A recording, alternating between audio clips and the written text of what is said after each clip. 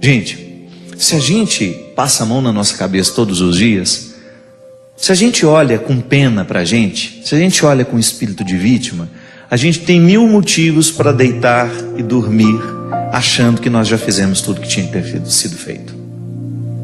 O ser humano, quando ele entra dentro do contexto da autopiedade, ele para de crescer. Ai, coitadinho de mim, olha como eu trabalhei hoje. Eu não tenho tempo nem para fazer uma caminhadinha. Eu não tenho tempo para nada. Para com isso. Insira alguma coisa de novo na sua vida. E faça de tudo para que isso que você fere. Então você tem uma rotina, que já é pesada, eu sei. Mas coloque alguma coisa que vai qualificar a sua vida. Incremente, ainda que seja, olha, a partir de hoje, meia hora do meu dia vai ser para ler. Eu preciso ler ao menos um livro por mês. Eu preciso acrescentar, ainda que seja 15 minutos de reflexão no meu dia. Eu estou muito agitada, eu estou tendo uma rotina, eu estou cuidando da minha casa o tempo todo, estou cuidando dos meus filhos, eu estou trabalhando e eu não estou tendo tempo para me equilibrar como pessoa. Sabe, você sentir que você está fazendo alguma coisa para o seu amadurecimento, para o seu avanço. Isso é religioso, minha gente. Um tecido, quando você olha para ele, você tem de pensar que existe um avesso que o sustenta, que é tão importante quanto o lado direito. De nada vale, né? Você fazer uma roupa bonita, um tecido de qualidade por fora, se você não dá a mesma qualidade ao tecido por dentro. É assim. A experiência humana é a mesma coisa. E nós vamos amadurecendo à medida em que a gente vai conseguindo articular a realidade com a meta. Ninguém pode viver sem meta. Sem objetivos, um ser humano não vai longe.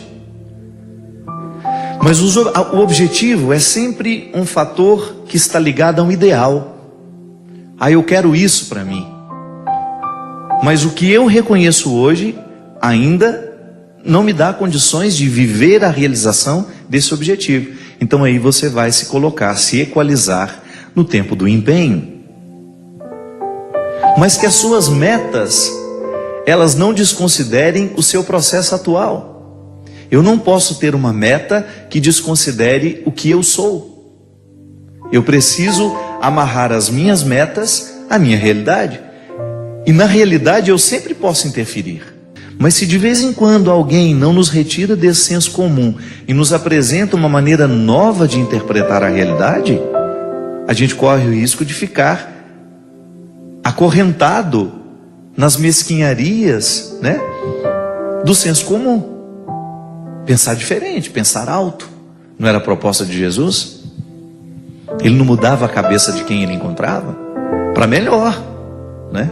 Ele fazia com que aquelas pessoas saíssem de um contexto antigo de interpretação de si mesmo, do outro, do amigo, da política, da religião, e fazia com que aquela pessoa avançasse aqui pela cabeça. O coração só muda depois que a cabeça pensou diferente. E é tão importante, minha gente, você sentir que você não está estagnado. Sabe, então, jogar fora todo esse arsenal de infantilidade que muitas vezes nós levamos. Permitir que Deus retire dos nossos olhos esse óculos que muitas vezes nos faz ver uma realidade cheia de florzinha bonitinha, mas que não corresponde àquilo que é. Olhar o outro com verdade, sem as nossas expectativas. Muitas vezes os nossos encontros não são possíveis, os nossos amores não são possíveis, é porque não é que a gente ama o outro, a gente ama as expectativas que a gente tem do outro. Isso é cruel. Quando a gente joga sobre o outro todas as responsabilidades que nascem da nossa maneira infantil de ver a vida, de ver o mundo, de ver as pessoas. Muitas vezes nós alimentamos visões muito infantis a respeito da vida, do outro, até mesmo da nossa relação com Deus. Quantas vezes nós nos pegamos alimentando um jeito infantil de ser religioso?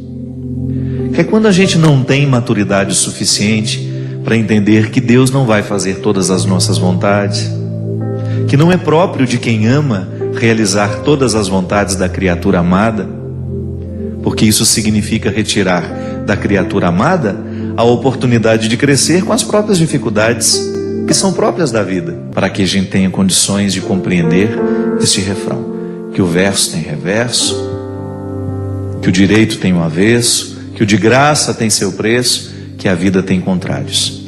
Mas mesmo nesses contrários, a gente pode ser muito, muito, muito harmonioso. E que a grandeza de uma alma depende justamente da capacidade que essa alma tem de reconciliar os contrários dentro de si. Então a liberdade interior me ajuda a fazer isso. Me ajuda a dar a Deus, me ajuda a perder. Quantas coisas eu já perdi na minha vida? Quantas pessoas eu já perdi na minha vida? Tem gente que tem ciúme do carro e fica bravíssimo, perde todo o equilíbrio quando fica sabendo que alguém usou o carro dele. Ou quando teve um risquinho ali, ele perde a paz, ele não dorme. Nós nos apegamos a situações, nós nos apegamos a pessoas, nós nos apegamos a status, nós nos apegamos até à imagem que temos. Tem gente que não aceita o processo do envelhecimento porque tem um apego à imagem que tinha na juventude. Falta de liberdade interior nos faz ficar cada vez mais apegados. O que é o ciúme? É um apego desordenado a uma pessoa, a uma situação, a um objeto. A palavra de São Paulo em Gálatas nos fala de maneira brilhante, de maneira primorosa. É para sermos verdadeiramente livres que Cristo nos libertou. Permanecei, pois, firmes e não vos deixeis sujeitar de novo ao jugo da escravidão. Olha como o processo não termina no momento em que nós ficamos livres. Eu, ao ser libertado, ao dar um passo na direção da minha liberdade interior, eu preciso zelar para que as situações não venham me oprimir novamente. Porque todas as estruturas que nos escravizam continuam. A antropologia cristã, ela nos ensina que a nossa liberdade interior precisa ser libertada diariamente. Porque é um dom. É um dom que me pede uma tarefa. Não recebo de mão beijada, né? Como se diz comumente quando as coisas são muito fáceis. Deus nos deu a liberdade como um dom. Eu trago dentro de mim, você traz em você, todos nós recebemos. Agora, ser livre é outra coisa. É como você ter uma planta que precisa crescer mediante o cuidado que a gente tem com ela. Quando você rega, quando você aduba, para que todo aquele potencial que há na semente se desenvolva e aquela semente possa tornar-se a árvore que potencialmente existe ali dentro. A mesma coisa é a liberdade. Poder dizer, hoje livre sou, é você assumir que você está num processo de libertação da própria liberdade. Minha gente, a liberdade interior talvez seja o valor máximo, o sabor máximo que um ser humano poderia experimentar. Ser livre interiormente facilita tudo, até mesmo a nossa capacidade de administrar o sofrimento. Pode observar, muitas vezes nós sofremos é porque somos apegados, nós não somos livres. Eu me apego a uma mesa, eu me apego a um livro, eu me apego a um sucesso, eu me apego a um emprego, eu me apego a uma pessoa. E aí eu me privo de viver a minha liberdade pessoal. Aí eu começo a sofrer. Ninguém nos prometeu que seria fácil. Ninguém nos prometeu que tudo aconteceria como a gente quer. Ninguém nos prometeu que os nossos amores seriam perfeitos. Ninguém nos prometeu que as pessoas não nos trairiam. Ninguém nos prometeu que nós não perderíamos as pessoas que nós amamos. Ninguém nos prometeu que nós não teríamos de lidar com os contrários. A liberdade interior, minha gente, ela vai colocando você em paz com a vida, sabe? Você vai ficando mais leve para conviver. Você vai percebendo o que realmente importa. Onde é que você tem que pôr o seu empenho? Às vezes a gente passa um tempo da nossa vida insatisfeito, amargurado por causa de bobagens. Por quê? Porque nos falta liberdade interior. Ah, padre, mas o meu contexto me escraviza. Me desculpe, eu só acredito na liberdade. O que nos liberta, minha gente? O que nos liberta? Qual é o advogado que pode nos retirar de trás das grades do sofrimento? São as nossas convicções. É o que a gente pensa que nos liberta. É a palavra que ilumina a nossa consciência que é capaz de nos libertar. Talvez a libertação não chegue na sua vida, é porque você ainda não pensa de maneira libertadora.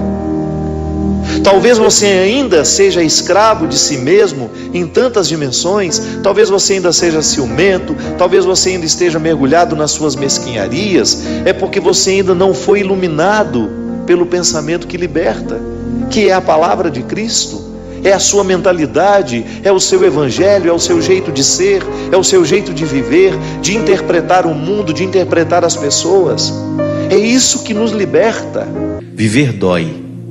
Viver é doloroso sempre, mas é possível extrair uma satisfação de tudo isso. E para isso, o processo religioso, para nos ajudar a entender isso. Sabe, é tão libertador quando nós entendemos que a vida é sagrada, mesmo quando acontecem coisas que não parecem ser sagradas. Que mesmo em meio a desgraças nós podemos dar um sentido religioso a tudo isso. Que nós podemos compreender todo este processo humano como um dom a ser administrado de maneira santa. Eu hoje quero receber a vida, quero lidar com essa vida com maturidade, porque eu a compreendo como um processo santo. É santo viver, é sagrado viver. Motivação cristã. A Deus toda glória e louvor.